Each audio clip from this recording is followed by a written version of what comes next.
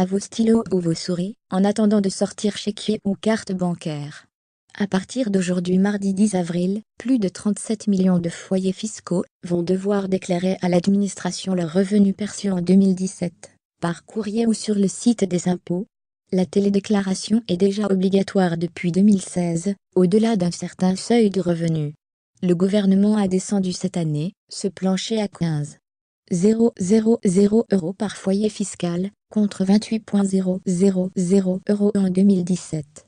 L'objectif est de généraliser cette obligation en 2019, exception faite des ménages ne possédant pas de connexion Internet, ou n'étant pas en mesure de faire leur déclaration en ligne, comme certaines personnes âgées, rappelle Bercy. Lire aussi, et si on supprimait l'impôt sur le revenu?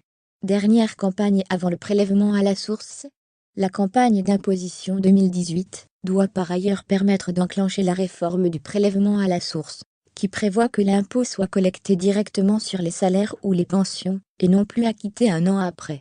Les foyers effectuant la démarche en ligne pourront en effet découvrir, à la fin de leur déclaration, le taux de prélèvement que l'administration fiscale transmettra aux employeurs ou aux caisses de retraite, chargées dans le cadre de la réforme de collecter l'impôt. Ils auront dès lors la possibilité de demander la prise en compte d'un taux différencié, pour modifier la façon dont ils seront prélevés, ce que les contribuables optant pour la déclaration papier pourront faire à l'automne. Lire aussi, pourquoi les classes moyennes supérieures sont-elles matraquées fiscalement? Un taux neutre transmis à l'employeur, le taux de prélèvement sera calculé, comme d'habitude, sur la base du revenu de référence des foyers, mais les couples qui le souhaitent pourront opter pour des taux individualisés, afin d'éviter que les deux conjoints ne soient prélevés au même taux, quand leurs salaires sont inégaux. Pour des raisons de confidentialité, les contribuables qui le souhaitent auront en outre la possibilité de demander qu'un taux neutre leur soit appliqué. Leur taux de prélèvement réel ne sera alors pas connu de leur employeur, mais ils devront régulariser chaque année leur situation fiscale auprès du fisc.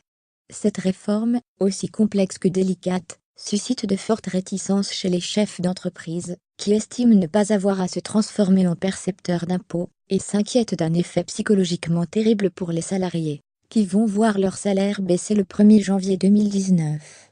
Le gouvernement, qui a déjà décidé de repousser d'un an cette réforme, a cependant exclu tout nouveau report.